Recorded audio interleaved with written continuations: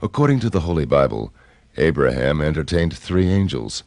When they later visited the city of Sodom, they were believed to be normal earthmen. When the Israelites left Egypt, an angel appeared as a pillar of fire and guided them to the mountain of Horeb. The prophet Elias ascended to heaven in a fiery chariot.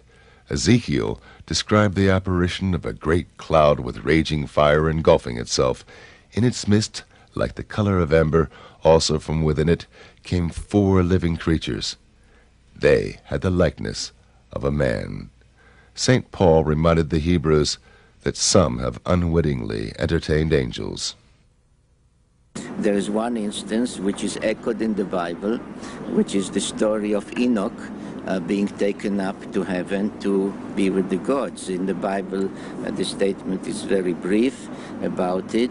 There's much more about it in the so-called books of Enoch, of which we have 2 versions that describe the voyage, actually 2 voyages. One time he came back to earth, another time he was taken to be with the divine beings. And this is really a version of a Sumerian tale, in this particular case of a person called Enme-Duran-Ki, which is a title given to him after the abduction or visitation, which means the master of the bond between heaven and earth. And it specifically says that, among other things, he was taught the secrets of mathematics, the secrets of the calendar, and the secrets of the movements of the planets. It is said about Imhotep, the inventor of the hieroglyphs and architect of the first pyramid of Egypt, that he was a student of the Watchers who came down to earth in their celestial boats. Further references to these cosmic messengers are offered in the Vedas, the sacred scriptures of ancient India, which belong to the oldest written records in the history of mankind. According to the Vedic literature, there are many different types of human-like beings living within the universe, and they're all descended from an original common ancestor. According to the Vedic writings, there has been communication between human beings and other types of human-like beings throughout the universe for thousands and thousands of years. This used to be, in fact, more common than it is now.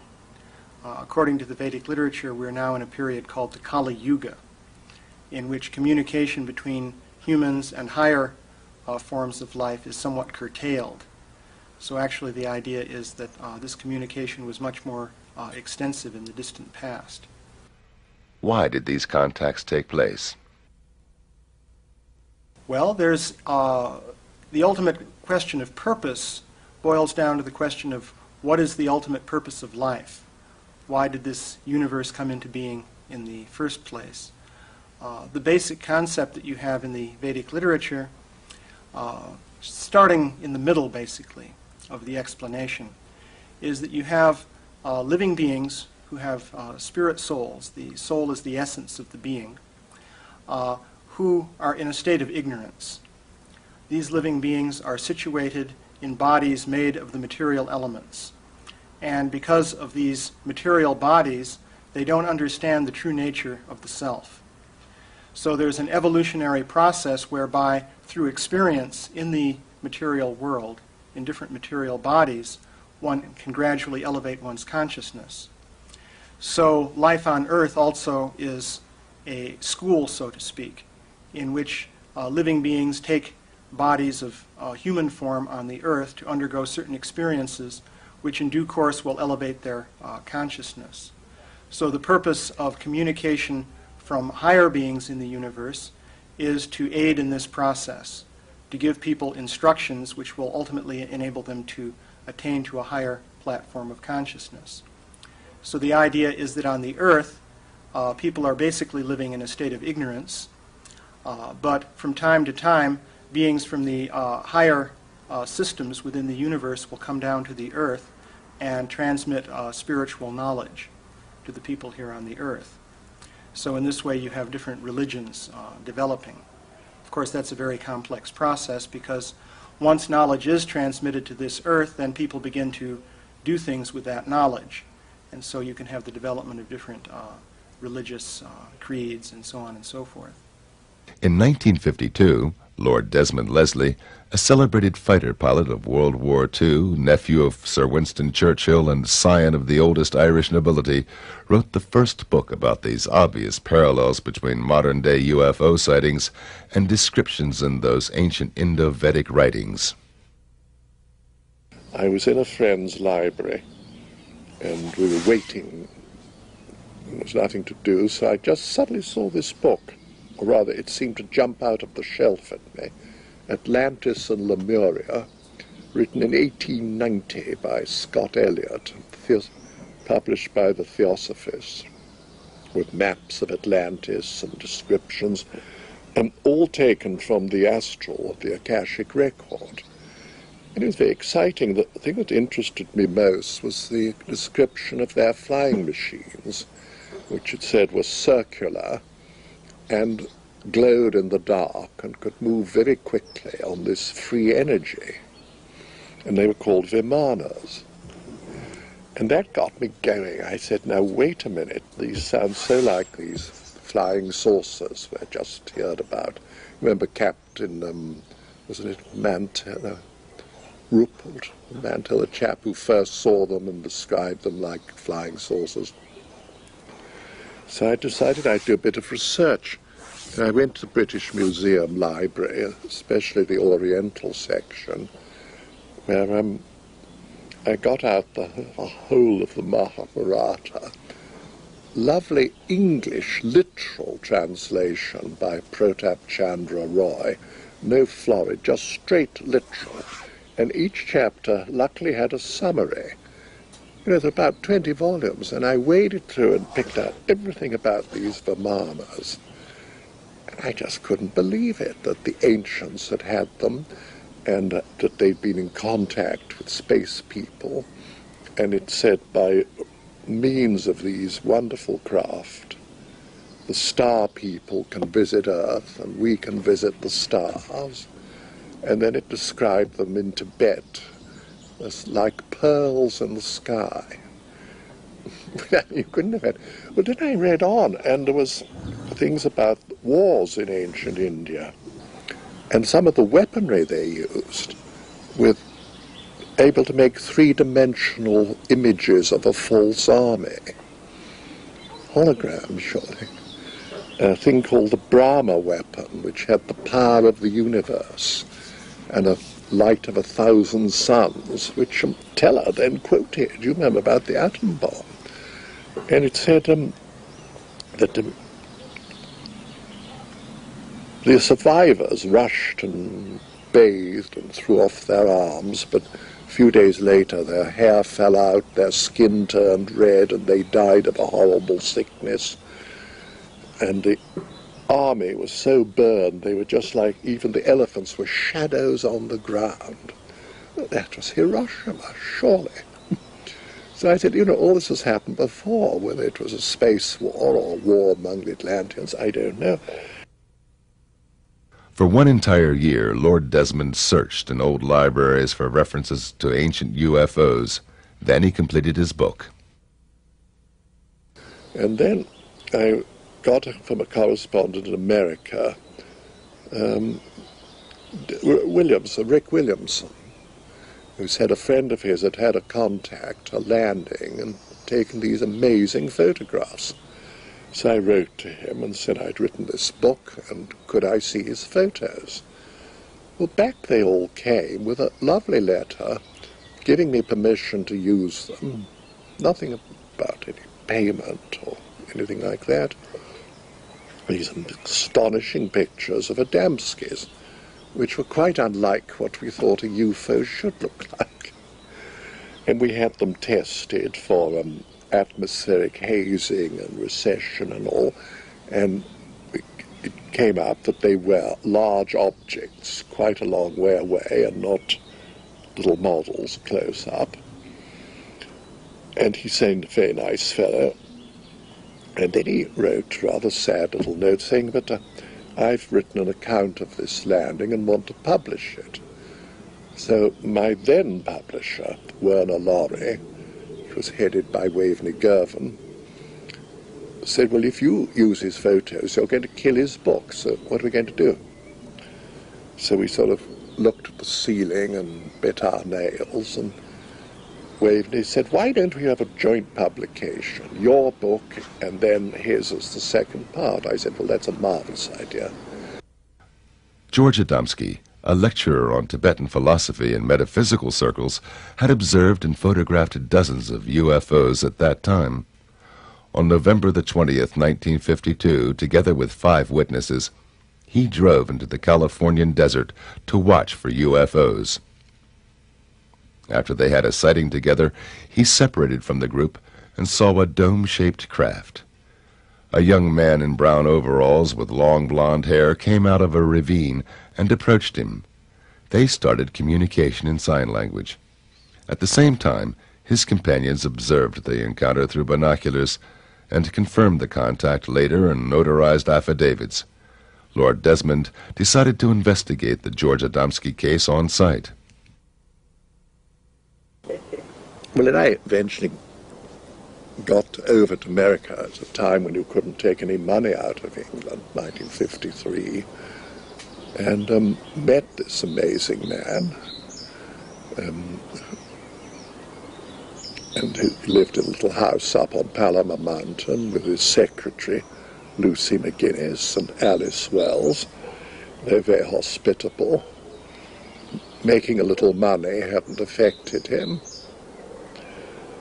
And he was an incredible fellow. You know, he would sometimes really annoy you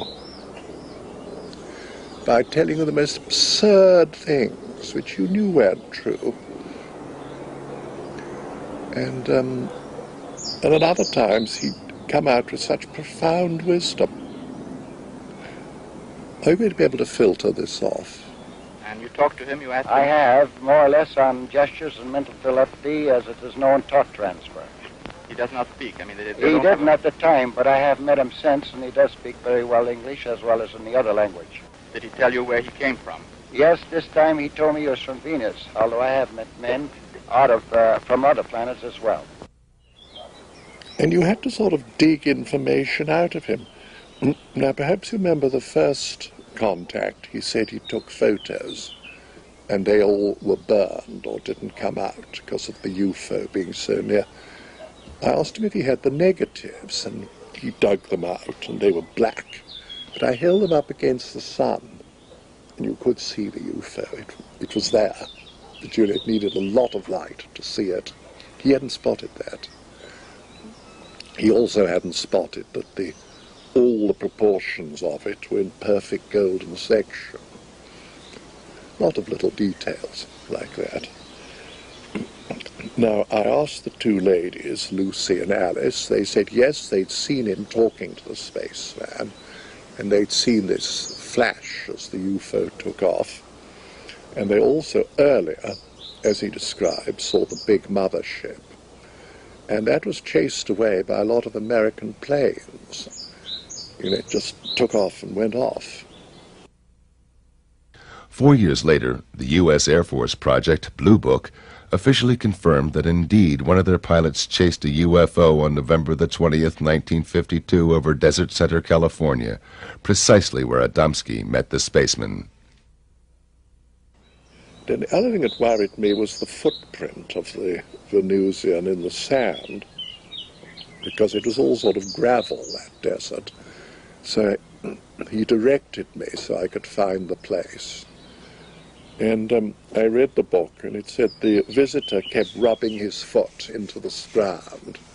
And I did that, and under the gravel was beautiful sand, and I left a perfect imprint of my own feet. So that was true.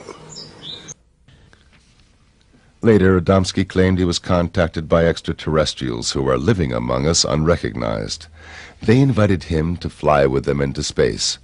Aboard a huge cigar-shaped mothership, he had the opportunity to take a look into outer space and onto the moon. He wrote a second book about these experiences, Inside the Spaceships. Then he described to me a thing, mind you, this was 1953-54, how he saw these fireflies in space out of the UFO window, which then, 1969, the first moon trip, you know, Glenn sees these fireflies in space, exactly like Adamski. He told me there were 3 asteroid belts. Well, I believe they found a second one somewhere beyond Neptune. And he said there's another beyond Pluto. We wait and see. And he told me how when he was on the big mothership, they had this amazing, amazing movie. I've never seen anything like it. All the images, there was no screen, and everything happened all around you. Well, that was a hologram. But you know, no one had seen a hologram. They hadn't been invented. I believe if you read this published material, you will find the descriptions of the firefly effect that was years before John Glenn reported it in 1961. The description that there are more than 9 planets in the solar system, actually 12, and we have acknowledged 11 so far. His description of the darkness of space, quite different from what you would expect to see here from the surface of the planet, also reported by the astronauts. There are numerous accounts of what he has described from space, this atmospheric collection on the moon, and activity on the surface of the moon as far as fog, clouds, water. All these things were reported by George Adamski already in the 50s, way before we had a space program. And I believe that stands for itself. People can always criticize, but I've yet to see any substantial, tangible evidence that anybody's ever come up with. Indeed, official NASA photographs show clouds and water on the moon, although these are impossible according to science. These photos were presented by the Danish NATO exchange officer, Major Hans C. Petersen, in a lecture in Washington, D.C. in 1995. Whether I like it or not, I have to say that science is not telling the truth. I have in my possession pictures from the moon which, one, show smoke or vapor or something else racing from a crater. Now, to have smoke racing from a crater, you need an atmosphere. Otherwise, smoke cannot race. So, moon has an atmosphere. Some advanced scientists today agree and say that the moon have an atmosphere 65% or 64% of Earth's atmosphere. Well, then it can also hold water. In one of my pictures from the moon, which I have got from NASA, you see water on the moon in an artificial water reservoir. On the next picture, which is taken by Michael Collins on his second trip around the moon, where he photographed exactly the same area, probably because he also had seen this water reservoir. The water reservoir was gone, meaning that it was camouflaged, so that we could not prove that there was any water on the moon. On another picture from the moon, we see 2 tunnels very clearly, not just a hole in the cliffs, but a nicely square, artificial made hole into. And right in front of this tunnel, in the side, left side of the tunnel, there's a huge, thick pole or obelisk, or what you would call it, which is clearly artificial. And many, many, many other things. We see objects moving and leaving tracks behind. NASA call them stones rolling down the moon's surface, but if you look closer, investigate the picture closer, you can actually see on shadow and light that it is rolling up the moon's surface, and so on and so forth. So we know definitely that science is not telling the truth about our moon. So that the world today is actually living on one big lie about their own lives. Because the governments don't tell the truth they know about the visiting space people. We have got a wrong story about our planets, about our moon. So our science is built on wrong teachings, and so on and so forth. But where do the space people come from? From Mars and Venus, Adamski claimed. Impossible according to science, but still, Introductory Space Sciences, a textbook of the United States Air Force Academy, claims it is possible that UFOs originate from, quote, the planets in our own solar system. It furthermore confirms that one of 4 observed groups of extraterrestrials, quote, appear to be essentially the same as Earthmen, and that contacts, quote, may have already taken place secretly. Do they have bases on our neighboring planets? We don't know. Lord Desmond Leslie has another explanation. Now, I told him at the time, I said, but surely your Venusians were etheric people and materialize because Venus is probably very hot. And he said, they were no goddamn spooks. I said, no, nor was resurrected Christ. You know, he was fully materialized, but I'm not talking. No, he wouldn't listen to that. He didn't want to confuse the issue. I think that was it. He just didn't want to confuse. Because I'm also certain that some of his trips were taken astrally, which, as St. Paul says, is so real you can't tell the difference. St. Paul says, whether I was in the body or out of the body, I know not. I think the most important thing I learned from George Adamski is that we on Earth are not all that unique in the universe. The universe is populated with persons like ourselves, people at various stages of development.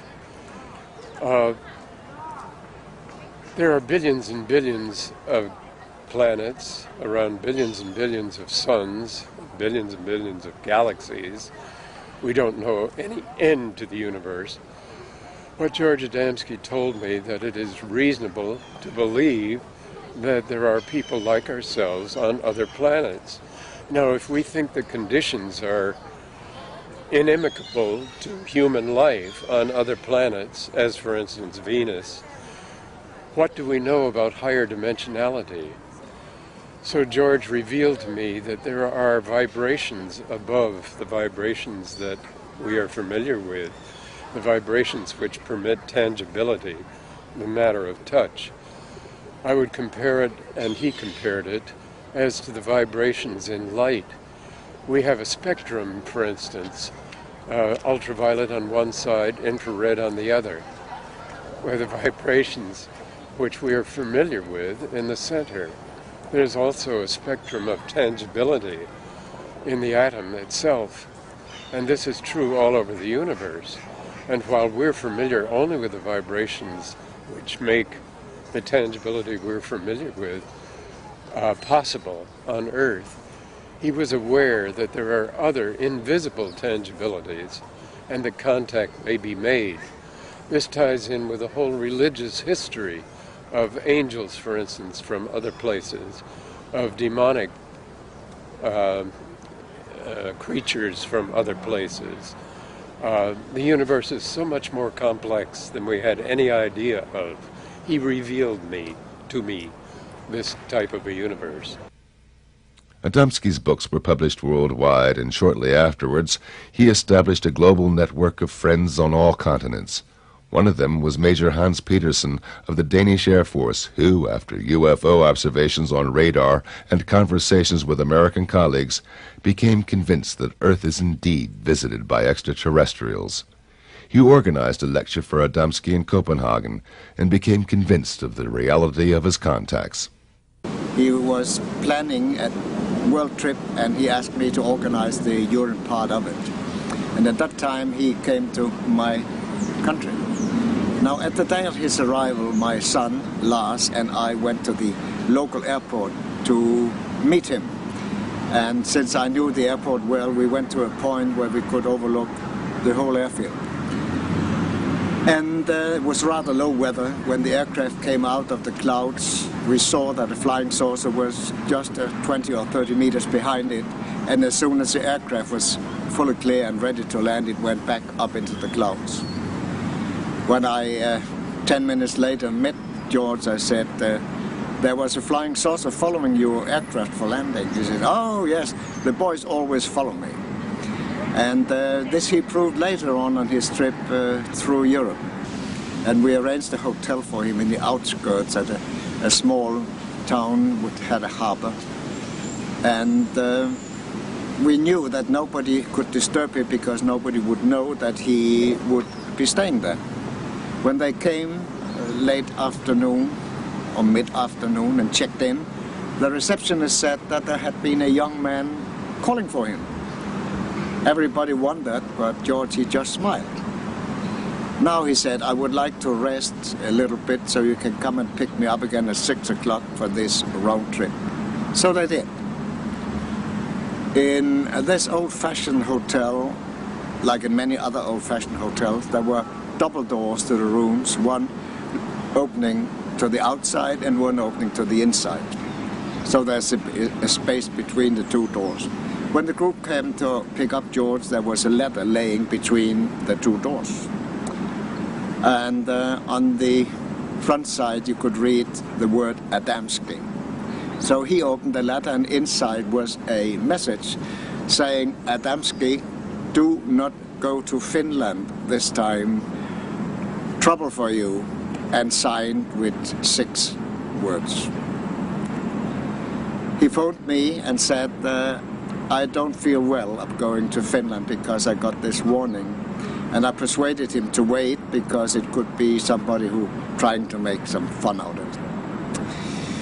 Next morning early he called me again and he said, I met a spaceman this morning, a man from Venus, and he handed me a small parcel which he asked me to develop to the Pope in Rome. So I will definitely not go to Finland, and I'll also not go to Germany. So please make arrangements. And I did. Meanwhile, our group in Copenhagen was a bit skeptical that a spaceman had been around in their environment. So they went to the harbor where there was an old fisherman who used to fish very early in the morning, and they found him and asked him if he had been fishing this morning, and he said yes, he had. And they asked him if anything special had happened, if he had talked to anybody, something like that. He said, no. Oh yes, he said, I talked to a funny American guy, but then there was a young man calling for him, so he left and I saw they were talking together. He came to London. He'd been to Rome lecturing, and he'd been on a European lecture tour where he met the Queen of Holland, and there was a frightful row and the students tried to disrupt it. And his lectures were run by Lou Zinstag, the niece of Carl Jung, lovely lady, with Tim Good, you know, who's written a lot of very serious books. Well, after his Roman visit, he just stayed with us for a few days to relax, and I kept the press away, and we took our little boat out on the Thames, and while we were there, he brought out some money, and among it was what looked like a little gold coin. And he just casually said, that's a bit of gold no one's ever going to get off me. I said, why, it's very nice. He said, look at it. It was a little medal of Pope John, who at that time was dying, John the 23rd. And he said, I saw him in Rome. He gave me this.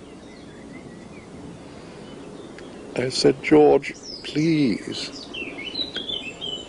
Nobody sees the Pope. He's dying. Tell me you've bicycled round the rings of Saturn. I'll probably believe you. But I don't think you saw the Pope. He said, well, I did. And he gave me this. And I gave him a sealed packet from the space people. He sat up in bed, and I gave him this package. He said, oh, that's what I've been waiting and praying for. I said, what was in the package? He said, I don't know. The space people gave it to me. It was sealed. I wasn't going to ask questions. But he said, that man isn't going to die. He looks so fit and well. And then the next day, I think it was a Sunday, the news came, the Pope was dead. And George said, the bastards, they've murdered him. Well, they hadn't, because this is another interesting bit of evidence. Years later, the Pope's doctor told the story of Pope John's last days, how he had this form of cancer where in the last few days you have a false reprieve. And you suddenly look very young and well, and you feel marvellous, and then, boom. Well, that's when George saw him. But nobody knew that for many years. So then I said to Lou Zinstag, who was tell me, Lou, what really happened? He didn't see Pope John. She said, well, all I know is we went to the Vatican, we went to the St. Peter's Square at George's insistence, and he suddenly pointed, said, that's my man. And there was a priest with red here. I said, well, that's probably a bishop or Monsignor, somebody rather important. And he said they embraced like old friends, and they went off through the private entrance on the left, not the public. And I said, well, that's amazing. Then what? And she said, well, an hour later, he came out jumping up and down like a schoolboy, saying, hooray, I've seen him, I've seen the Pope, I gave him the best. And Zeus said, if that man was an actor, he's the best actor I've ever seen. I've never seen anyone so radiantly happy. Now, interesting thing, he was with us several days before he mentioned it. You know, if it was a load of bull, he'd have probably said, look what the Pope gave me, I've seen the Pope, here's a medal. You know, not at all, he kept rather quiet about it. It just sort of came out. So I thought, well, I'm going to do one more test. I was at school with Basil Hume, now Cardinal Hume, in the same dormitory, and I even put Eno's fruit salts in his pot one night, and it fizzled when he peed. Anyway, we were good friends. And I asked him, I said, listen, Basil, this little gold medal of Pope John the 23rd, where can you buy it? Can you? Oh, no, not at all. You can't buy those, only the Pope will give you those. I told him Adamski'd got one. He said, well, he must have done something very special to get one of those. And you know, Papa Pacelli, Pius XII, had a contact in the Vatican Gardens.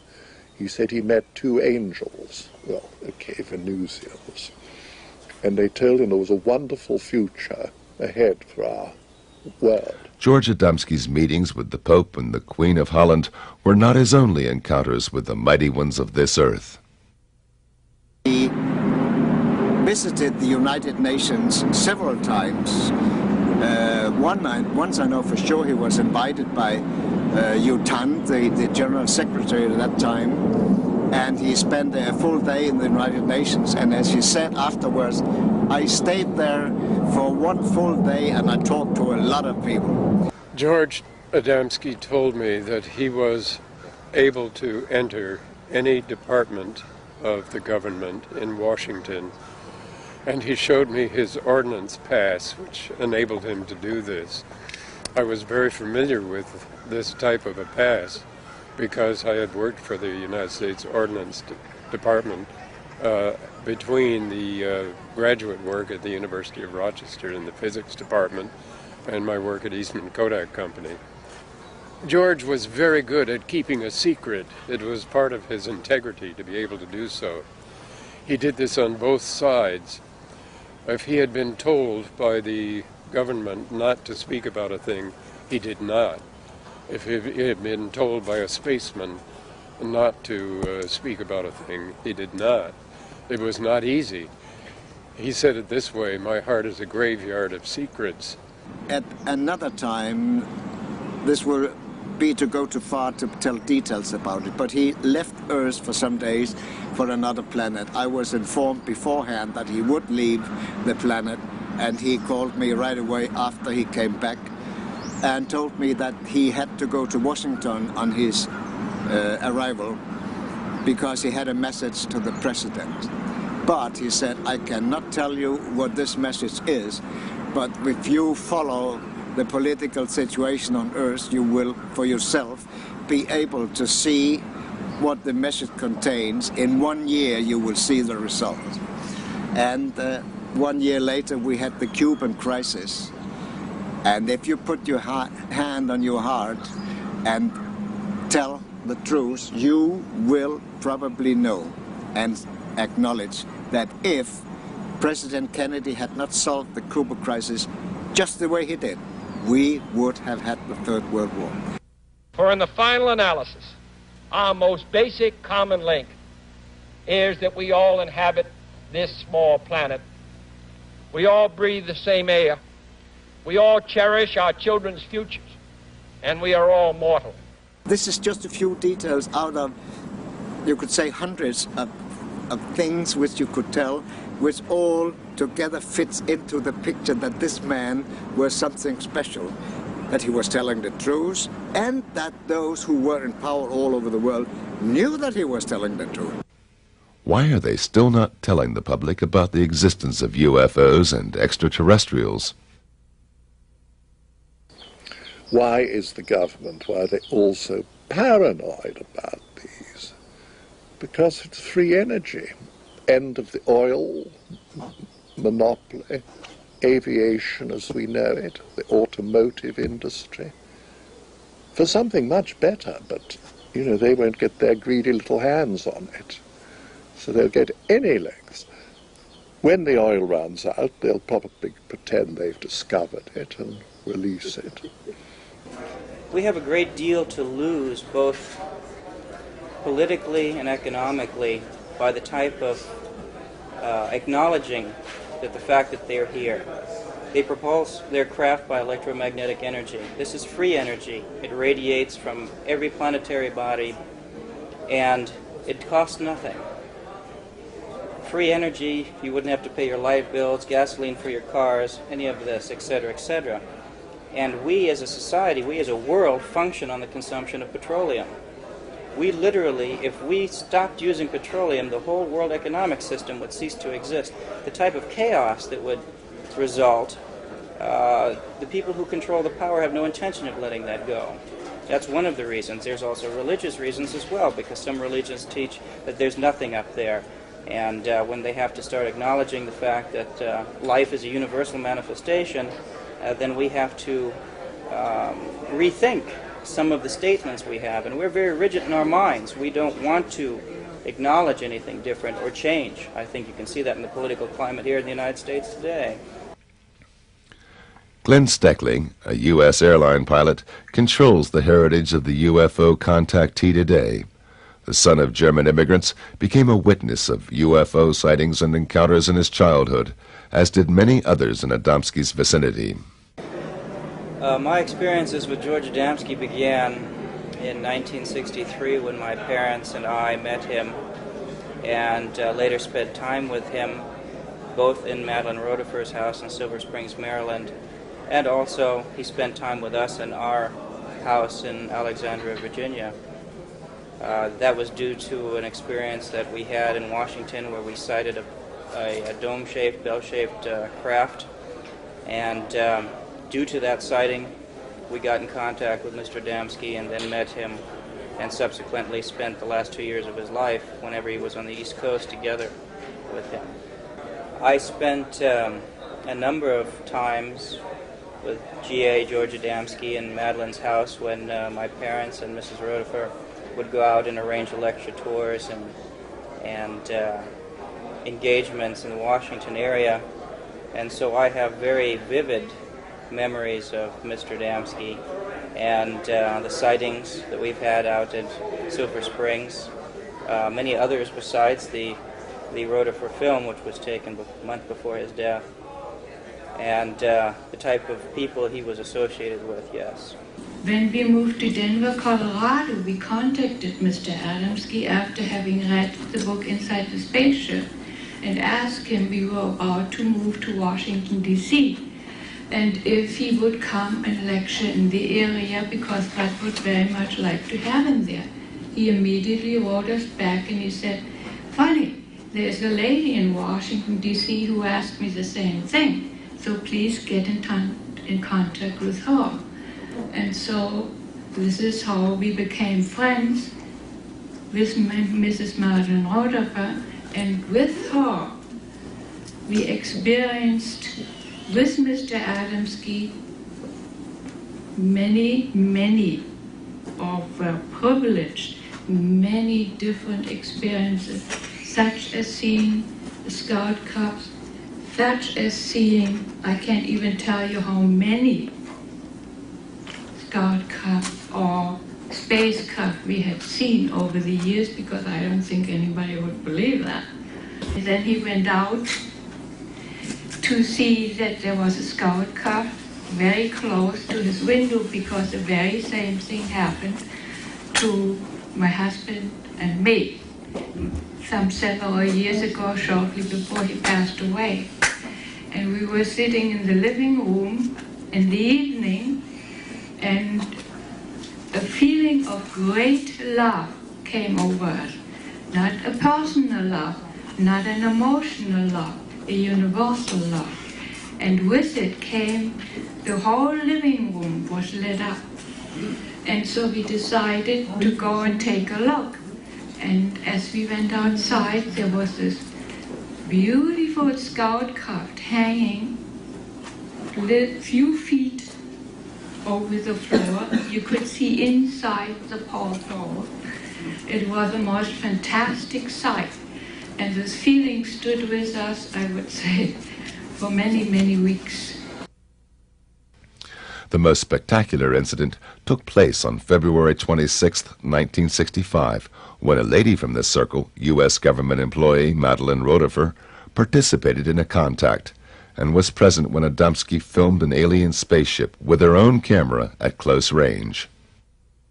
We met him in March of 1964. I arranged a lecture at the Civic Center, about 10 miles away at Rockville. And we became friends. I knew him only 1 year and 1 month, the last year of his life.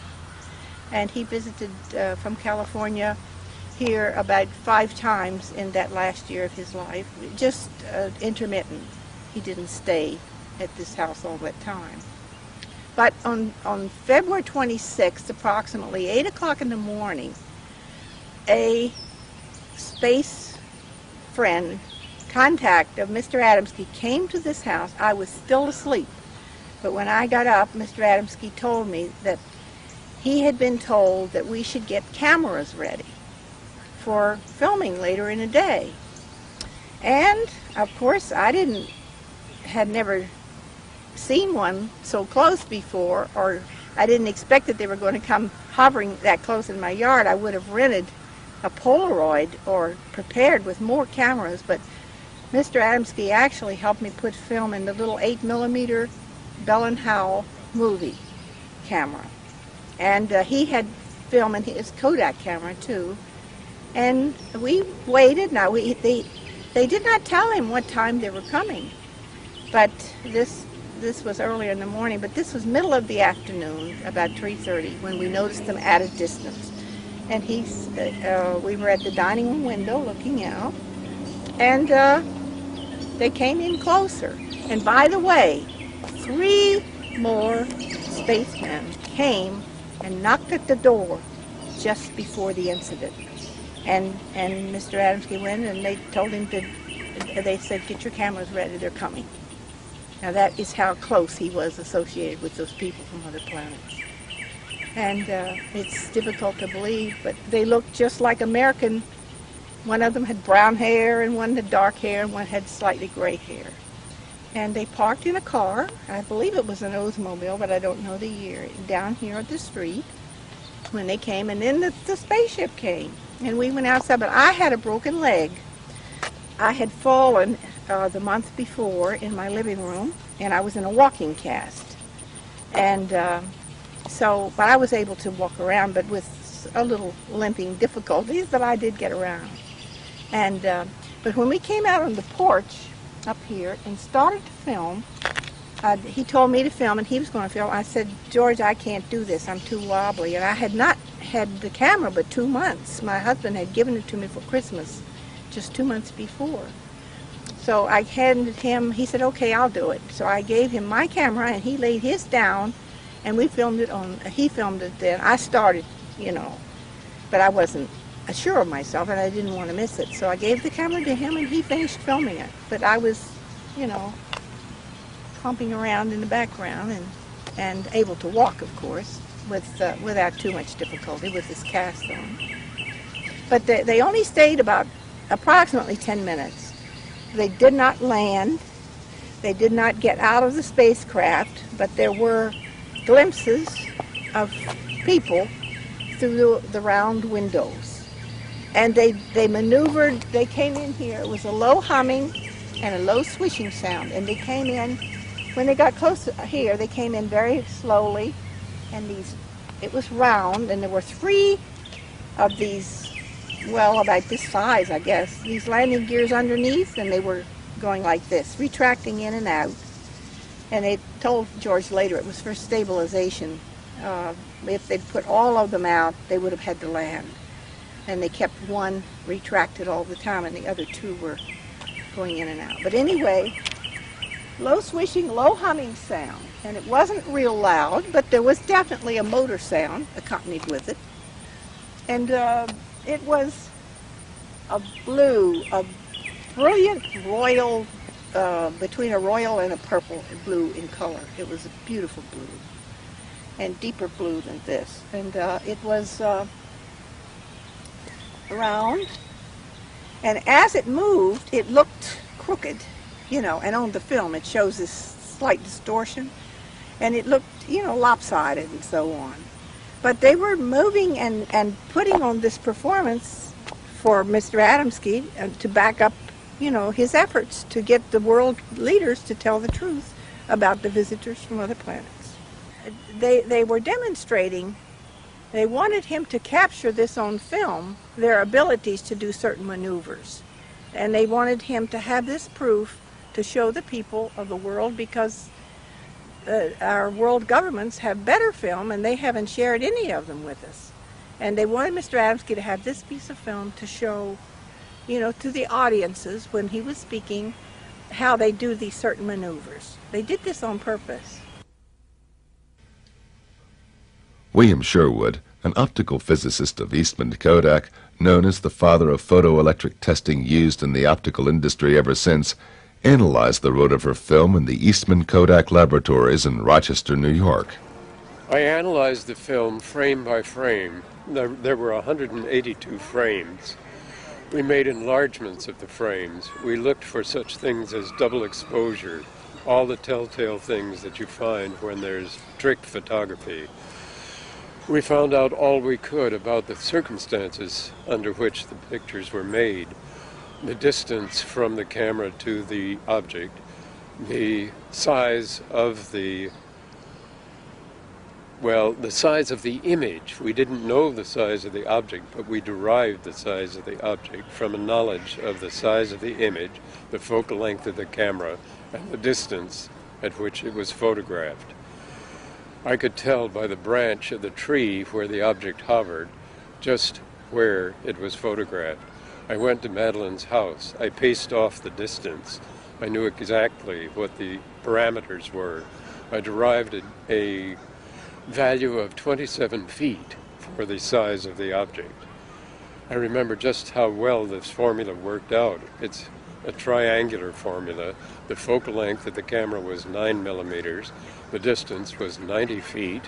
The size of the image was 2.7 millimeters. Therefore, the size of the object had to be 27 feet. You'll find this in Timothy Good's book. There were other factors. We brought them all to bear. There were instruments we used, which we had available in the laboratories at Eastman Kodak Company. These included densitometers, photometers, projection devices of all sorts, electronic devices, everything that you could name that you could use, telephotometers, and so on. The electron microscope, I believe, was used by a man at Kodak Park. Everything pointed to the conclusion that the objects in the film were true objects, unknown objects, not model objects, and that it was taken by Madeline exactly as she told us it was. People with experience, to call upon the experience of those who had concentrated on the photographic film and reproducing pictures, meant more than anything else. It is not just my opinion. It's the opinion of all of the experts.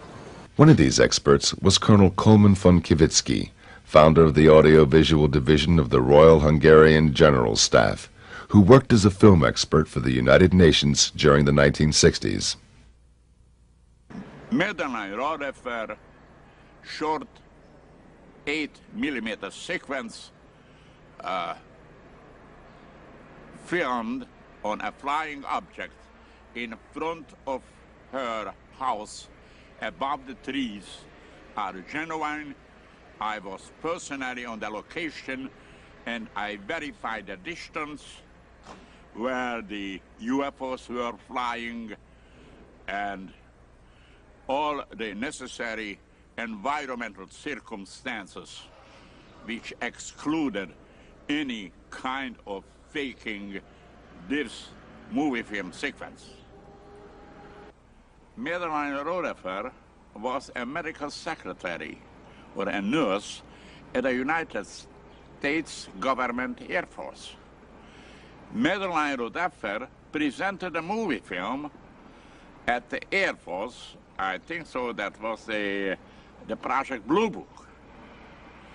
When that would be fake, I don't believe that an employee of the government would show a fake movie film to the really high authorities of the United States Air Force and the Project Blue Book, where are real professional people, you know, and expert on the motion picture film and especially on the amateur film. Bob Oechsler, a robotics engineer and former mission specialist of the NASA Goddard Space Flight Center in Greenbelt, Maryland, is also convinced of the Rodefer film's authenticity. He believes the flight pattern indicates an energy field which enables the disk to maneuver independently of terrestrial gravitation.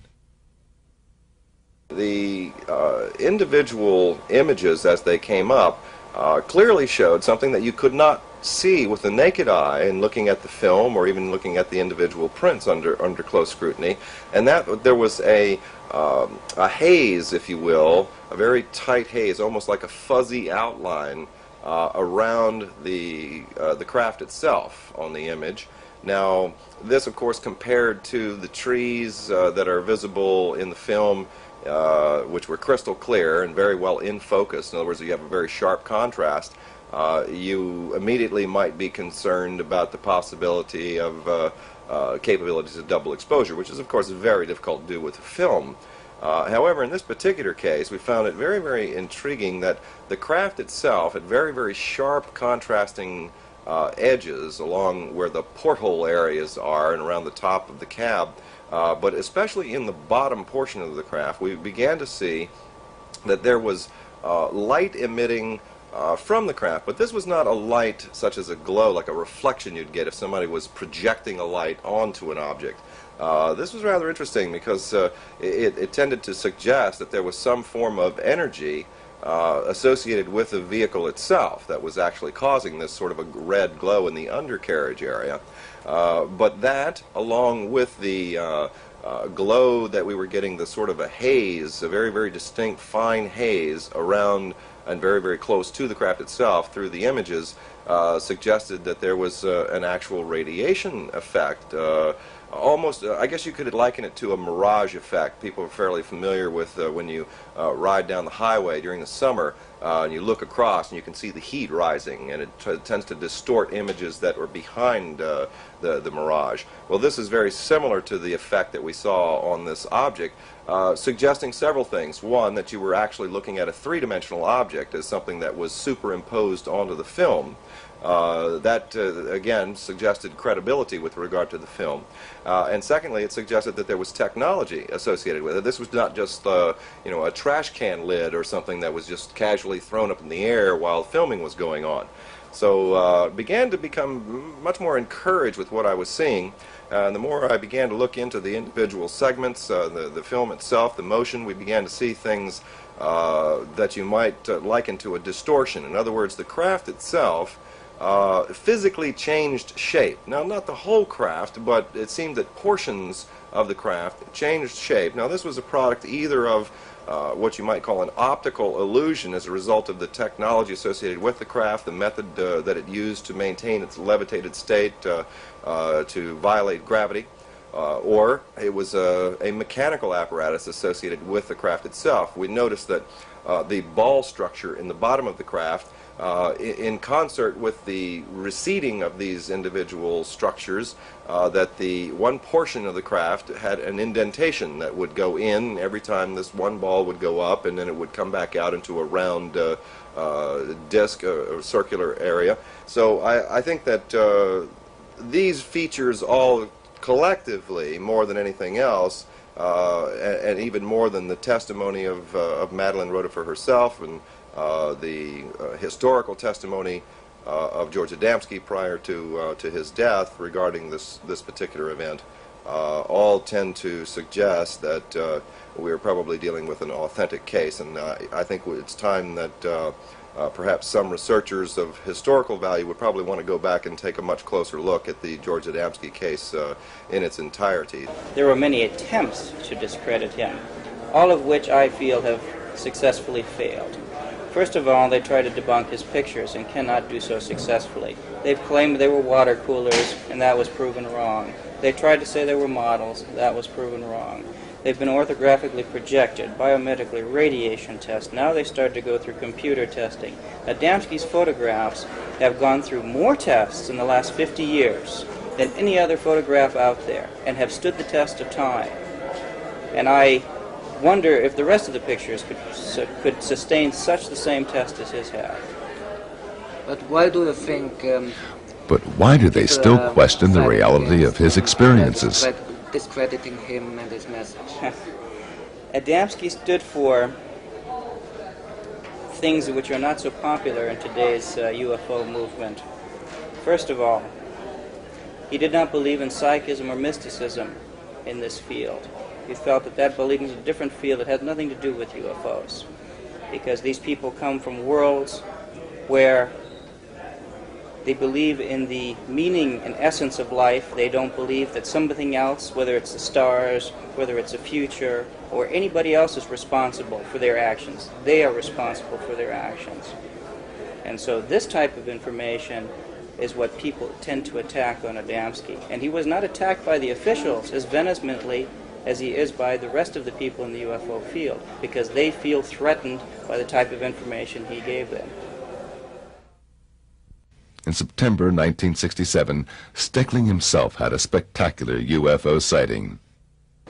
In 1967, my father, mother, and I were on lecture tour in Germany, and we were traveling from Mannheim on the train, and we witnessed, along with the passengers on board this train, a armada of what we would call spacecraft or UFOs appearing and disappearing above the train, I'd say around 10,000 feet. And my father, with his 8mm camera, filmed the sequence of these craft, and as the film rolls, you can see the crafts appear and disappear in formation, and you can see the motion of the trees moving by as the train is in motion, so the craft are behind the trees, not in front of it. And it's quite an interesting piece of film. It was reported in the newspaper the next day, the German newspaper for that particular area. On our way back from Schifferstadt to Frankfurt, we were able to film a whole armada of spacecraft flying over, I would say, very clear and very near to the Frankfurt airport. This film and all of Mr. Adamski's film we took as we returned to Washington, D.C., and my husband wrote letters to NASA, to the Pentagon, and offered them the chance to look upon the films that were available. We got invited to all of the organizations to the Pentagon. We got invited to NASA. And during the conversation that we held with NASA, we had 22 scientists present. And none of these scientists ridiculed what we had. In fact, they were not even interested in the scout craft because they told us the size of it, how they fly, and with what they fly. These are some of the films George Adamski took by himself. He shot this one in Mexico. A cigar-shaped craft hovers over the street. Adamski took this film through the portal of a spaceship. It shows a white disk in Earth orbit. In another film from Mexico, a luminous telemeter disk moves in front of a bush. Behind the bushes, we recognize the dome of a landed scout ship. That he was telling the truth was very easy for me because I got confirmation through sightings I had on my own. George had a lot of sightings, and he told us how small reconnaissance objects, not bigger than a tennis ball, looked. He told us that there were some even larger. He told us there was reconnaissance object with a crew, normally 3 normal-looking people and 2 robots. He told us there was big motherships who carried the flying saucers into the atmosphere before they released them. He told us about objects, underwater objects which could fly in space or dive. And he told us that they could dive into the water without any sign of disturbances on the water. Even if the water was completely still, it was diving just like on a trick film in a movie with behind a mirror or something like that. And over the years, I had many sightings where I saw these small reconnaissance objects. I saw the object with a crew. I saw a mothership, and I saw 2 landings and so on. And nothing of what I experienced was outside what George Adamski had told us. So to me, there was no problem. I had the proof that he was telling the truth. Adamski-type spaceships were observed and photographed all over the world. They have appeared over Japan and Mexico, South America and England, and in many other countries. In August of 1991, one witness was able to film a landed, dome-shaped craft near Carp in Ontario, Canada. The small reconnaissance probes were photographed in Denmark and the U.S. from close range.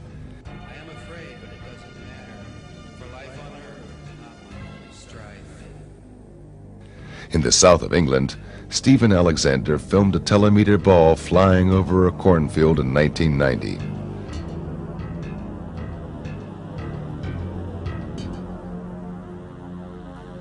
This spectacular footage was shot in June 1973 during one of the first flights of the Concorde. The luminous small object surrounds the supersonic plane and hovers for seconds in front of its engines. Cigar-shaped motherships were seen in similar frequency.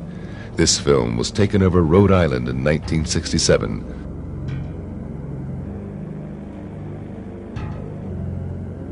This photo was taken over Texas in the same year, or over Lake Onega in Russia in 1978. These films were shot in 1980 over Hagen in the Ruhr area of Germany.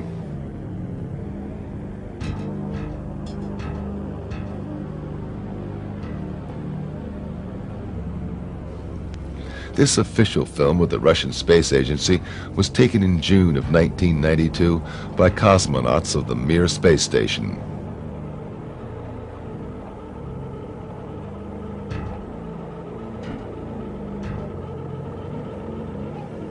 An identical object was photographed in June 1966 by U.S. astronaut McDivitt aboard Gemini 4. Hundreds of witnesses saw this cigar-shaped craft in April 1990 over Krasnodar in Russia.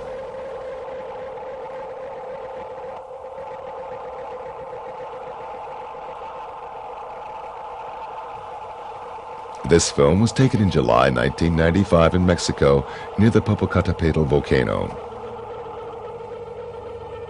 And this cigar-shaped craft was filmed by Tim Edwards of Salinas, Colorado in September 1995.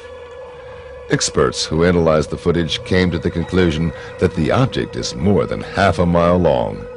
The mothership is surrounded by small, luminous craft. Another case from the year 1954 was even investigated by the British royal family.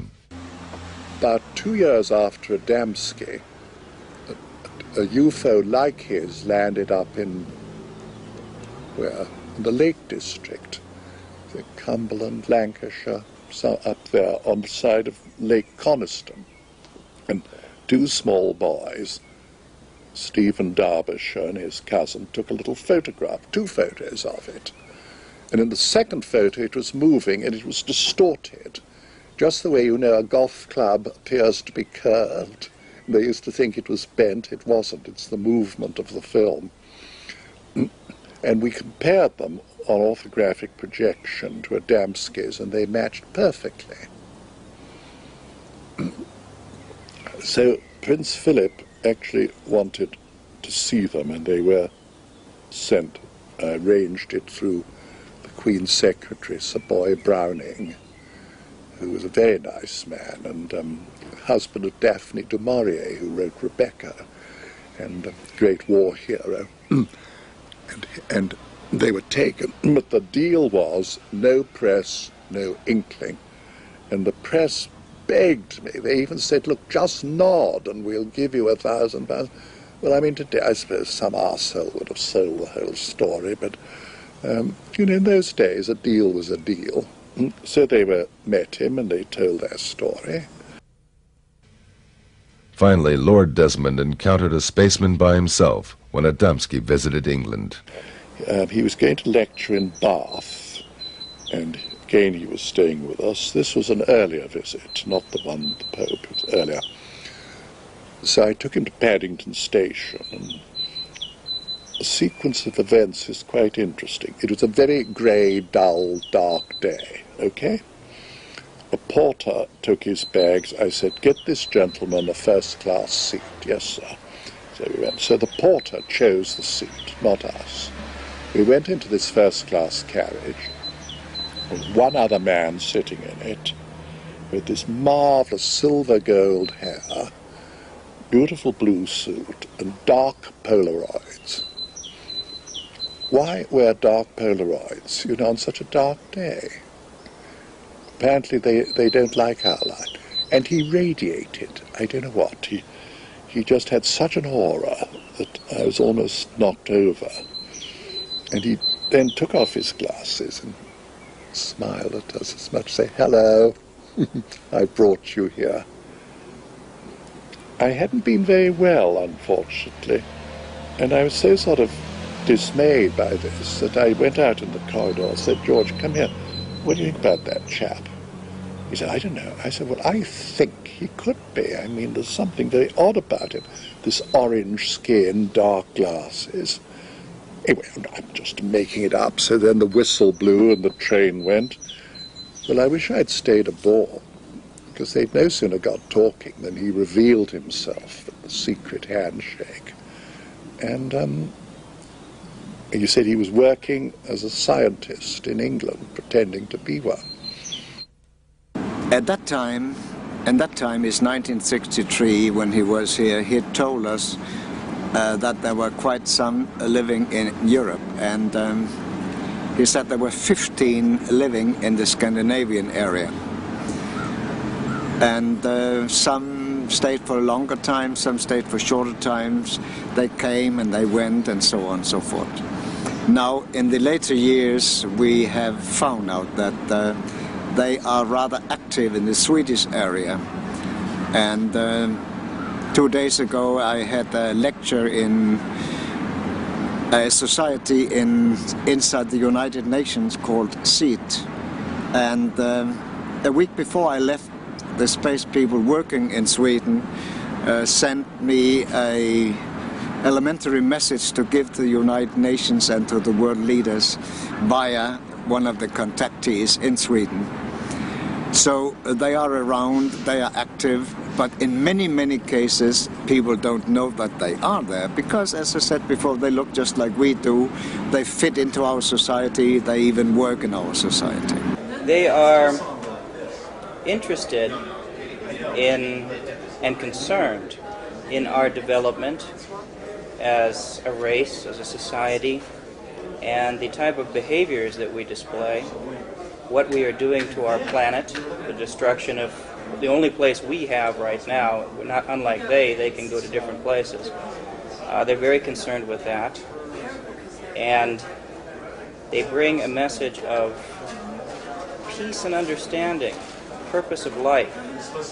It has nothing to do with fear, it has nothing to do with manipulation of the mind, nor the taking over of the world and this planet. I can assure you they have societies and much better places to live. They certainly wouldn't need this place. They've been coming amongst us for thousands of years, and we as a civilization are not very receptive to peaceful ideas. We tend to be very aggressive, whether we burn people at the stakes, or whether we discredit them for their ideas, or blatantly shoot and execute people. I would be very hesitant. I would be very cautious coming to this world because we're not very stable. And so they have decided to walk amongst us more in a Peace Corps type of situation and then help individuals or individual bodies with the type of information they bring. On April the 23rd, 1965, George Adamski passed away after a heart attack. He was buried in the Arlington National Cemetery in Washington, D.C., close to the grave of President John F. Kennedy. But in the hearts of his friends and followers, he is unforgotten to this day. They are convinced he was not just an ordinary person, but a man with a mission. The last thing he showed me, before he left, and that was the last time I saw him, he pulled up his thing and showed me his navel. He didn't have one. He had a starburst incised in his belly, the depth of my finger, cut into the flesh, deep, deep, deep channels. I said, how the hell did you get that? He said, I don't know, I was born with it, I've always had it. I said, well, who are you, George? He said, well, I don't know, but you see, I cannot remember anything before I was 4 years old, when my parents, who were Polish immigrants, came to America. And they told me, while they were waiting on the docks for the ship, with a little boy of 4, George Adamski, a mysterious man just came up and took him away. A few minutes later brought him back again, but he was a different child. George was a person who was always receptive to this type of thought and the type of message that they brought. He already spoke of it in the 30s. He had a number of sightings already before the telescopic shots that he took in the late 40s. And why not George? You can say that of anyone. Why him and not the next one? And then why not the next one and not him? It was him, and I'm sure that they examined him by looking at his thinking and his reactions, and if he would be a good person to bring this forward. He was genuine. You could feel truth and genuine friendship. He was friendly, and he was not an actor of any kind, he just wasn't. He was sincere and honest, and you could feel the honesty and the warmth from him. And he was enthusiastic and very happy about this film, because this would help to silence some of the critics. And he was very happy about the film, and he definitely and he had a sense of humor. He definitely had a sense of humor. Otherwise, he wouldn't have been able to withstood all that barrage of questions from some people for hours and hours on end, and sometimes it got a little argumentative too. But he definitely said, no, none of this. He said, I'm telling you the facts, and I'm sharing them with you, and he says it's up to you to believe it or not, but he said it is important that the people of Earth know that these people are here, and they've been coming for hundreds and thousands of years, but now, because we're about to go into space, that's what they told him, and also that we're having difficulty with atmosphere here on Earth because of pollution that would continually get worse. And remember, this was 1965, and it has occurred too. We have many problems, as you all know, with thick and thicker pollution. George Adamski was not the only contactee. Shortly after he went public, others followed and claimed that they had similar experiences. Some of them were charlatans and cultists who spread messages of salvation and tried to deceive the gullible with cheap fake films or discredited the true contactees. But others had genuine experiences. The American rocket technician Daniel Fry claimed he witnessed a UFO landing near the White Sands Proving Grounds in New Mexico.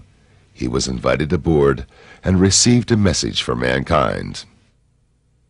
The most significant experience that I had is probably the finding out of the major purpose for this invasion, so to speak, was to keep this planet alive, that we're approaching an area of controversy which could result in the displacement of all humanity, because we had learned how to do that without learning how to get along with each other.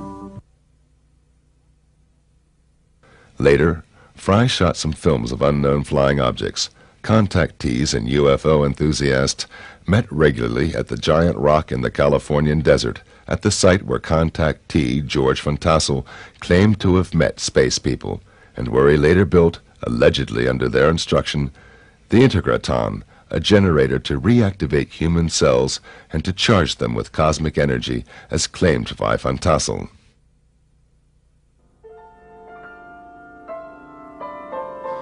One of the early contactees who spoke regularly on the giant rock conventions was Howard Menger. Menger presented what many UFO enthusiasts had long waited for: physical evidence and a message of deepness and beauty.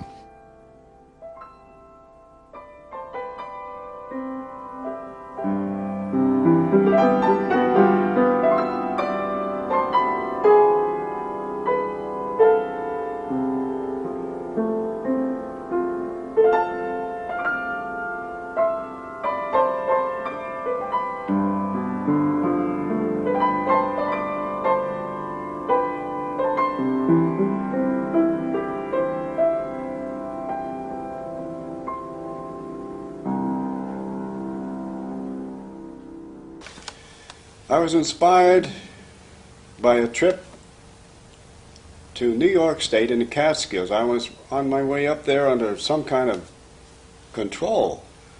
It seemed almost like the wheel was moving by itself. I know it sounds strange, but it's true.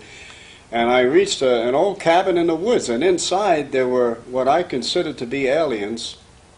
They were not from this world, as far as I could see. They're very angelic people. And they had all kinds of instruments in the cabin, all types of electronic, like what we'd call pianos and organs.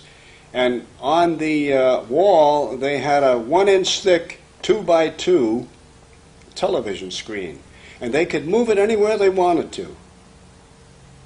I think we're getting that nowadays. We're getting into that now, 35, 40 years later. But I went in there and they showed me the instruments, the musical instruments, and I expressed the wish that I wished I could play the piano. And they said, well, maybe we can help you. I don't know what they did, but I could sit down after that visit to the cabin, after meeting these wonderful people, and I could play anything by ear. I think it all began when I was very young, approximately 10 years old, in the early 30s, when I went up into the woods, as I often did, and saw a beautiful lady on a rock with a stream going by.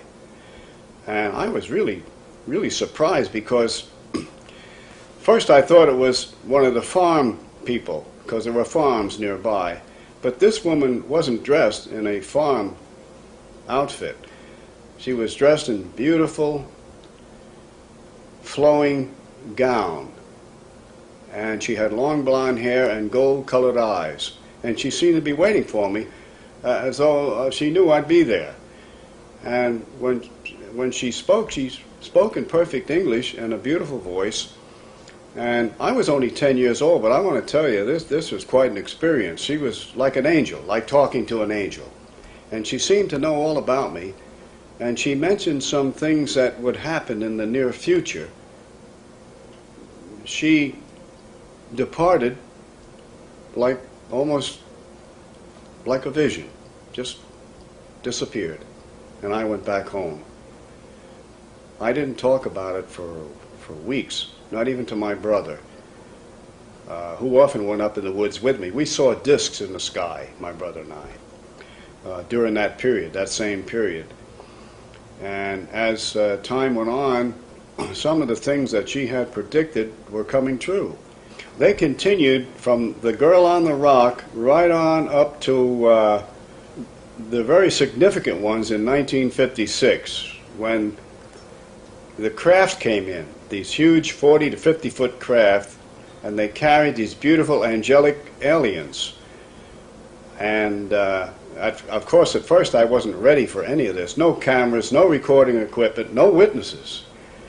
But after that, I prepared myself with cameras, witnesses. I had witnesses. I was taking a movie on one incident in 1956 in Highbridge, New Jersey, where a craft was coming in. It's in my new book, the Highbridge incident. The pictures are in there.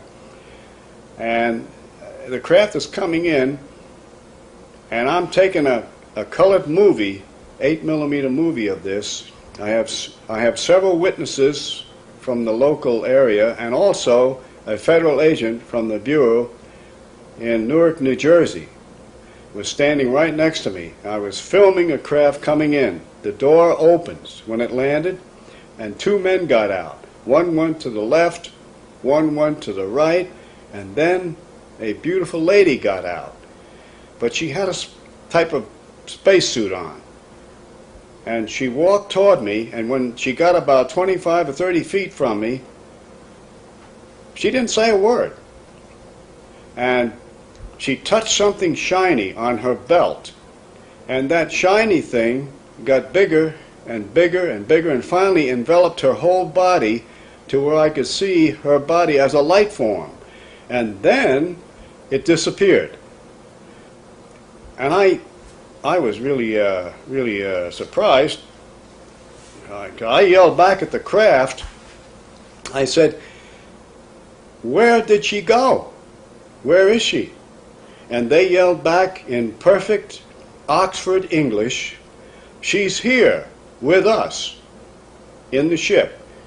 So evidently their technology has taken them into some type of teleportation, which we haven't approached that yet. Our scientists have not approached that yet, that I know of.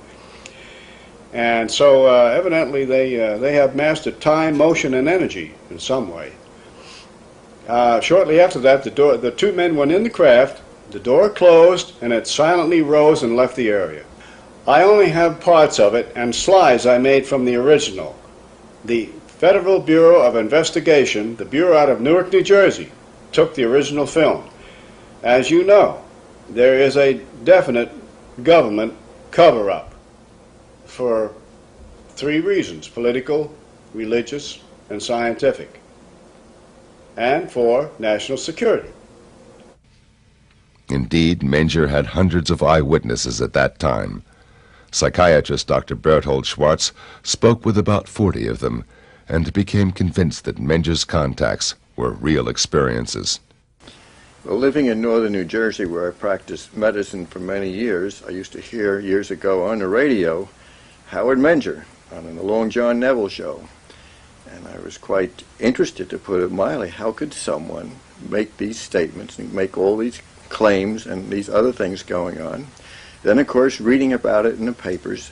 And my patients would ask questions, people across the board, straight Americans.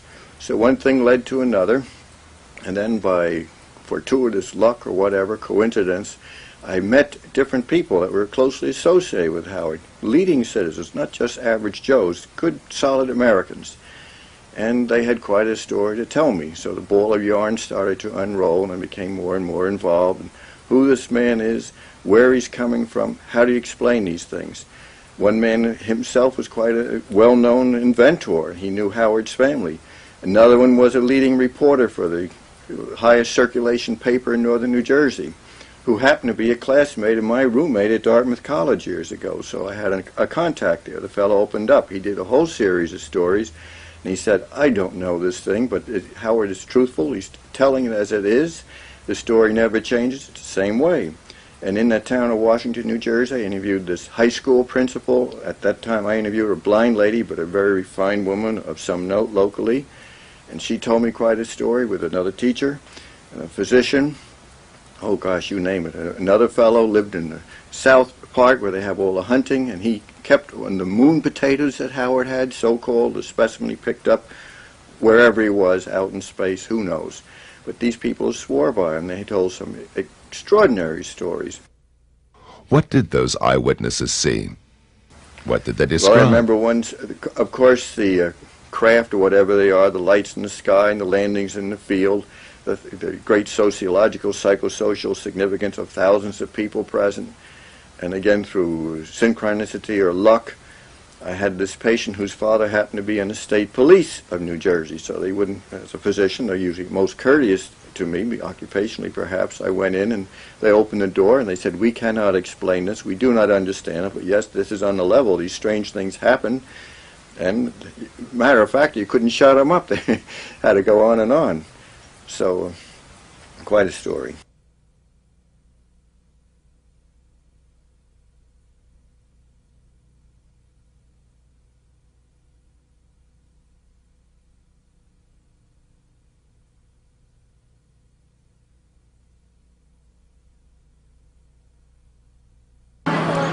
There were people that said they saw lights in the sky and things that darted very fast that didn't look like a helicopter or a plane because it moved too swiftly. And I remember we all came down to look at the field where the flying saucer had landed, where he said it had landed.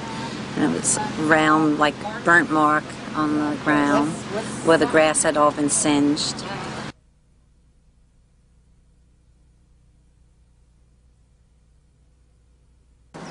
And in the 1950s, a young high school boy came to me and said this man was taking them up in the wood and showing them lights that glowed.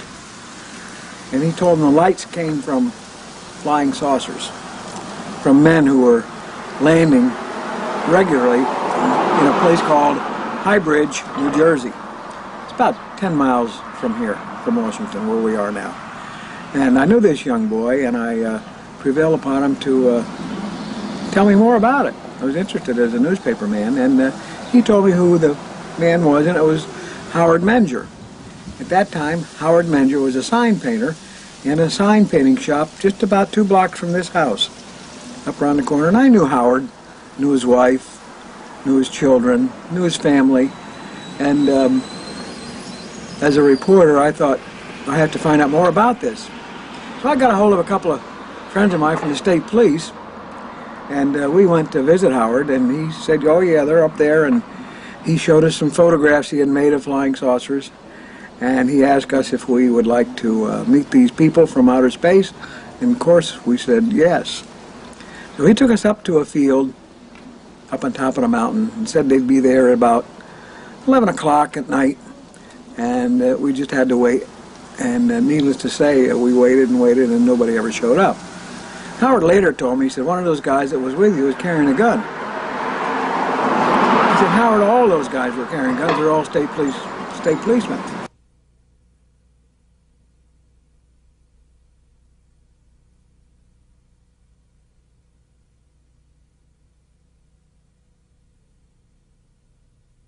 one evening, he advised me that there would be a sighting he believed, so I took a girl I was dating at the time, whose name was Dorothy, and a friend who worked for my father. His name was Richard Barry, and he was repairing televisions for my father. He was a student, I think, of Princeton at the time. I couldn't drive. I didn't have a license at the time. So Richard drove Dorothy and myself down there, and we met at Howard's house, sat in his kitchen, had cocoa, as I recall, and he said, let's go up into the woods and we'll see if... He said, I think the ships are here. So we did. And it was Howard, his wife Rose, his sister-in-law Mary, who I think was single at the time, myself, Dorothy, and Mr. Barry. So, and we broke up into groups. Howard and two of the women went one way, and myself and Mr. Barry and Dorothy went another way. And we walked down this wood trail, and we did see these pulsating lights in a ravine, kind of hovering on the ground, and these were believed to be he said they were scout ships, and they seemed to be translucent, like you could see through them, and they seemed to have brighter cores inside, like a light bulb would do, or a vacuum tube would do, and they would change colors. They'd be pink, and then they'd be green, and then they'd be white, and whatever, and they just kind of seemed to hover over the ground. One of them did seem to put out a little light which kind of went round us, I think, and then went back in again. And we were awestruck. There's no doubt about that. Remember, I'm 16 years old and never saw anything like this in my life, and quite believed everything that we saw was, in fact, out of this world. So we went back down to his house, and he said, I think one of the alien people trust this group, and they're going to make themselves visible. So we went out and stood in his backyard and in a lawn area, and it goes up to a hillside. It was in meadows, and within a short period of time, Howard says, look, here comes one now. And there was this kind of ghosty apparition of a human figure which kind of floated across the meadow. I remember he kind of went over a fence, kind of just floated over a barbed wire fence, and came near to us, but not that near that you could distinguish any features. I'm talking maybe several hundred feet. And then he faded away back into the woodland. And that was it. And we went back to the house, and we were just like, whoa.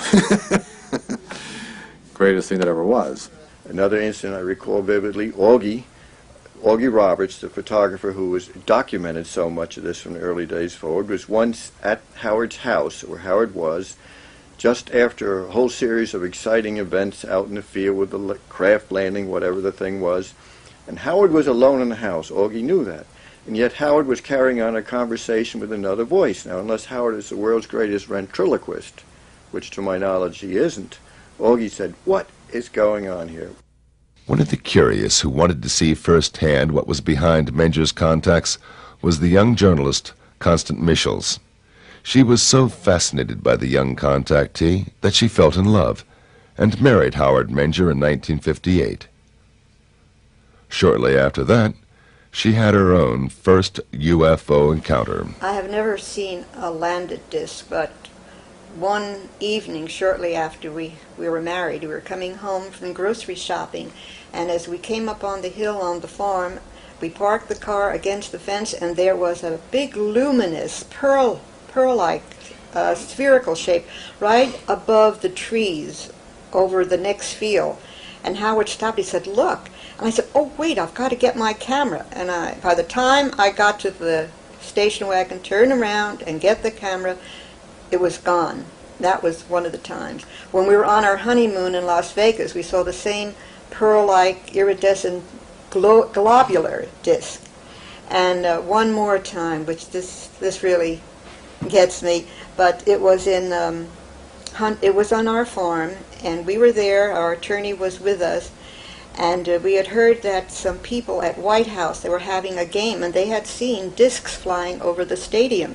So we went out to in the field and looked upward, and sure enough, there was a fleet of discs flying overhead. And our attorney turned to me and said, "Connie, this is for you." And one of the discs dipped, just like that. And that was that day, or that week, I became cognizant of the fact that I was pregnant. I was with child, our first child. Howard Menger is a truthful person who's had some extraordinary experiences, and as I think he says himself, he cannot explain them, he doesn't understand them. My impression of Howard Menger was that he was a man who most people would like. He was quiet, he was calm, he appeared to be a very thoughtful man. He would seldom give out with a fast answer. He would consider his words and his answers to every question you would ask him. He was a kind man. He was a kind of a person that you'd like to have as a neighbor. He minded his own business. He was on the quiet side. And that's why I think that he commands so much respect, because people don't expect to have a guy talking about flying saucers who looks and talks like Howard Menger. He's a father figure. As a psychiatrist, I certainly would say that Howard appears in every way to myself to be a healthy, good citizen, of sound mind and body, as most of these people are. We've done formal studies on this long ago. It was just logical to assume that there are non-terrestrials throughout our cosmos. And if they are coming now, as they have come in the past, why could not this young man, who had a good business, who had a family life, who was well known in his community, was well respected, why should he go through all this trouble to get ridiculed and harassed and lose a lot of his business? And for what purpose? It certainly wasn't for money. We lost heavily trying to get this message across. He eventually lost his first home, and when we were married, we lost our farm home, and we had to just pull up stakes and start all over again, no home at all, and work very hard. So for all those skeptics out there and debunkers, we get very angry, especially I do, when they say, well, you're doing it for money, or you're trying to sell your book. We have mortgaged our home to publish that book because we didn't want it altered, and we didn't want the photographs to turn up missing again. So we did it ourselves. So this is not a labor of money, it's a labor of love that we have done for 35 to 40 years. So I was convinced at that time that he was doing it for the same reason. He was losing pitifully economically. But something was really pushing him on. And I'm very glad that later on the government came and backed him up to do some of the things he had to do. Unfortunately, it didn't last very long. Menger's most fascinating adventure with the space people was his trip to the moon in August 1956. Well, I remember getting in a craft in the same location. We called it Location 1 in Hybridge, New Jersey. They invited me in the craft. And they didn't tell me right away where we were going, but I found myself in outer space with a Polaroid camera, and there were about 8 or 9 people in there with me, aliens, and a man, a friend of mine from Hybridge, New Jersey, who I still don't mention his name because he doesn't want to mention, but he was in the craft with me. Went to school with him. We were up, we could see through the portholes the Earth getting smaller and smaller and smaller. It looked like a blue tennis ball with white clouds over it. Finally, we could see the moon approaching and getting larger and larger through the portholes, and I took pictures of the moon on the other side of the moon, where there's a line between the light and the dark, and there was like a small city there. And our government knows all of this. They know it all, but they're keeping it from the public. Time is very difficult when you're flying in these aircraft. For instance, there's something I did notice on the moon trip. I thought it took 10 days. But when I come back, I didn't have to shave. So that's less than 8 hours. So there's something here in their technology about time. They're time travelers. As far as I know, their technology is so advanced we may never even have left the planet in a craft. We might have gotten in a craft, and through their technology contacted the moon section and put it on a screen, and I thought, who knows? They're so far ahead of us that I really don't know. Any time that he came back from what he called a contact, he seemed to be very elated, very happy and elated, and just bursting with happiness or goodwill. It seemed to affect him that way. The early phase of his contacts with the extraterrestrial visitors inspired Menger to develop theories about electromagnetism and gravitation, and to experiment with exotic UFO propulsions on this base. So what happens in my theory is that the electromagnetic field surrounds the disk, cuts off the cosmic particles coming in, so that gravity, which is a push, my theory, is no longer a push in this area, because it rises.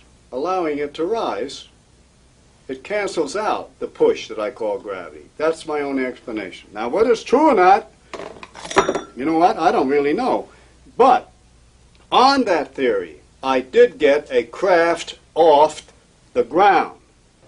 1951 was when things really happened, because I built an anti-gravitic electrodynamic propulsion 4-foot radio-controlled craft, which looked like a flying saucer, and I flew it quite a bit around Hybrids, New Jersey, and one time in the afternoon it got away. My controls, I lost control of it, the radio control, and it went up about 500 feet and then went west, and I was pushing buttons like mad, and it just didn't respond. It got away.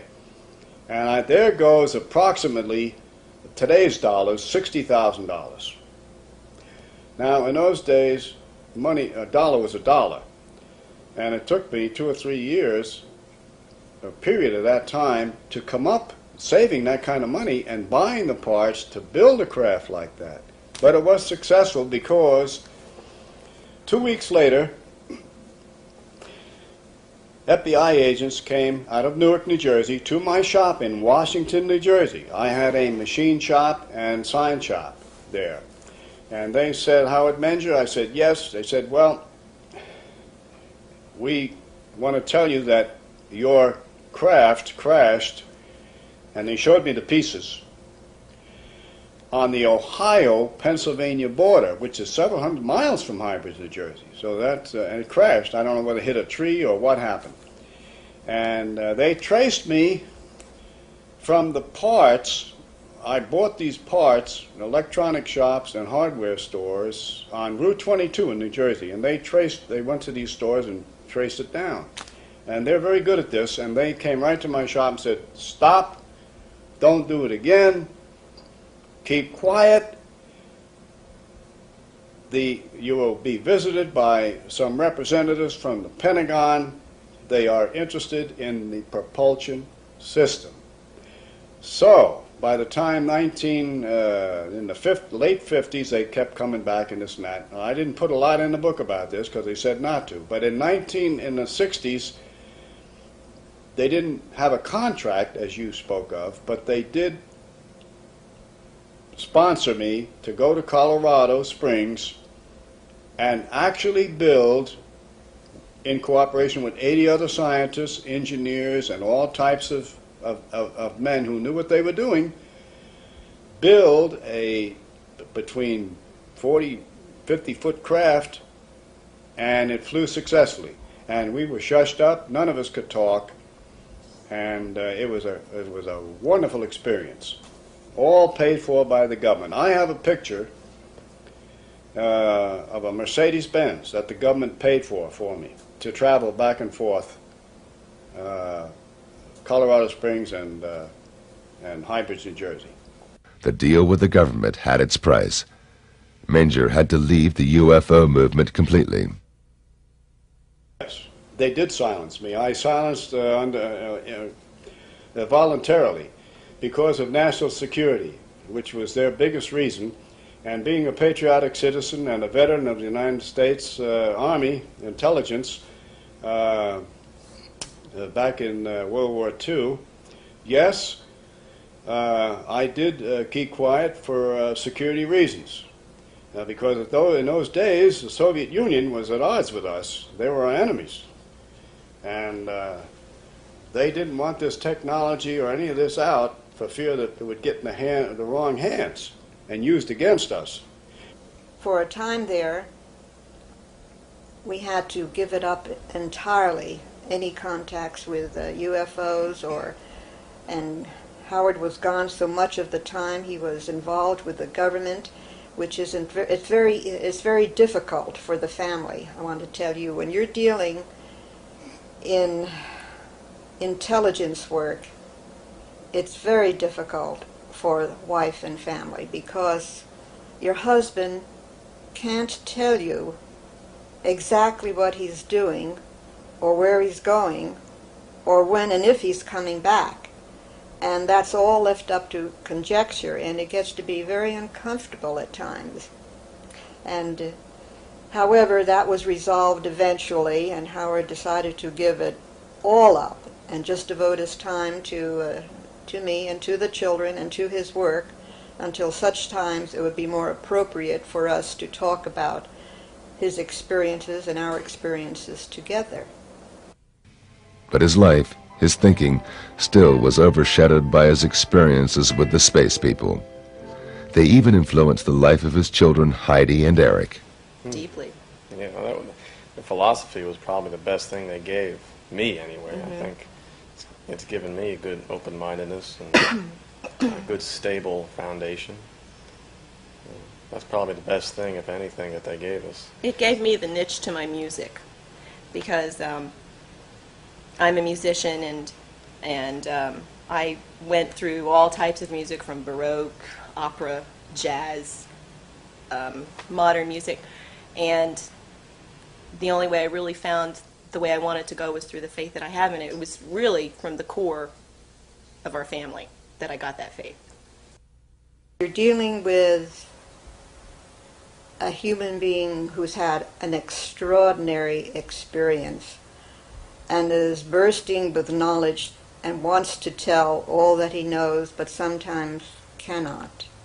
And it leaks out over the years, and persistent questioning, and going over the events very carefully, trying to remember what I call parables that the non-terrestrials told him, trying to figure it out ourselves, what they meant, what the knowledge was, and realizing that it was we who had to do the searching and find out what it all meant, that we were not going to be given a textbook for aliens. We had to figure it out ourselves. And when we finally did, we found out that we had it in us all the time because we've been seeded by our non-terrestrial ancestors. So it was there. It just had to be probed, which means that we didn't lead an average, normal, everyday life. Although we did this to maintain family, our minds were always probing and always interested in reaching into that exciting field of non-terrestrials and what it really meant to us as humankind, because there's more to us than one can ever imagine. When the space people ended their contact with Menger in 1958, they left many unanswered questions. Well, they left. The original angelic people that I talked with years ago in the 50s in the 30s, The Girl on the Rock, and then the 50s, and the many trips in the craft, they said that they would be back in 2012, that they go in cycles. But I believe that they are time travelers, and that they have bases on Venus, Mars, and many other planets. I asked them once, well, where did you come from? And they said, we have just come from the planet you call Venus. Well, that doesn't mean they're Venusians. They're travelers. They might have a base there. When our astronauts went to the moon and they came back, they were not moon men. They traveled there and back. They were Earth people. So who is to say where they come from? The one thing I'm sure is, almost sure, they don't come from this planet. And they're way ahead of us in political, scientific, and religious understanding. I asked them, why are you here? Well, are you here to heal people or solve all our problems and blah, blah, all this? He said, no, it is against our universal laws to interfere in any civilization which we descend upon. Your record, your history shows that your advanced civilizations have advanced on lower civilizations and have destroyed them. They've been here thousands of years ago when there was oceans where there is now land, and where there was then land, there are now oceans.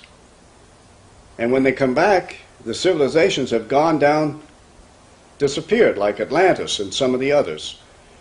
They come back to check on us. They are our ancestors.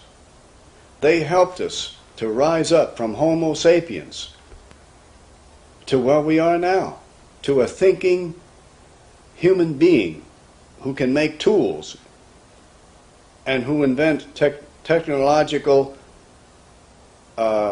things to help humans live a better life. They said that they have laid down laws thousands of years ago that most of them are in our scriptures today. Various Bibles all over the world, holy books all over the world have come, they said, from extraterrestrial contacts, because they were considered gods in those days and looked up to and worshipped. We even made statues that looked like them.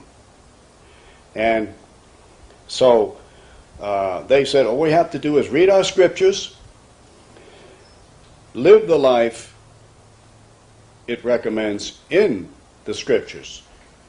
All the Bibles all over the world said, thou shalt not kill, don't kill. Don't covet your neighbor's wife, don't do that. Love thy neighbor, do that. Moses, Buddha, Jesus, all said all of these things. They were contacted by these aliens, angelic beings also. Connie Manger believes that there is a strategy behind the proceeding of the extraterrestrials, a program to educate us step by step. The alien receptiveness program is to gradually make us aware of our birthright, but it has to be a very slow process, and the memory of who we are and what we are is locked in our mythology, it's locked in our ancient scriptures, it's locked in ancient books, it's all over the world. If you will collate the information, you will see the pattern emerge. However, we have to go very slowly because the memory of that has been obliterated from most of humankind. And as a matter of fact, we may have been a quarantined planet for a long stretch of time. And now that we are being monitored again, and some of the brain cells that they so graciously gave us are beginning to expand, and they are beginning to recognize, at least a lot of us are beginning to recognize, we belong to a galactic family. Now what is our purpose? our purpose is to inform as many people as possible and give some scientific background to that, to show them that there is a possibility that we are not alone and that we come from a very different heritage other than anthropoid. As a matter of fact, we're children of the stars, but we've come through an evolutionary process because that's nature's way of producing better forms for better life expressions. They leak information out either by direct isolated contact cases and or holographic means to get the message out slowly so that the mind has a chance to adjust. There is a mental adjustment that needs to be done, and that needs to be done first on a slow scale, and then as it accelerates, it will become worldwide. And that's where the consciousness upliftment comes in, that if once they know that there is others out there, and they're very much like us, and that's why they're sending those entities that look most like us and are probably very close to us biologically, as I said before, because they're our family. And there is another reason. It must be done slow, on a slow process, because a higher culture will always destroy the lower structure. We have infrastructure in our industries, in our governments, in our religions that would fight so fiercely against this thought or against others coming in, because after all, the vested interests have control of this planet and control of the countries and control of the wealth.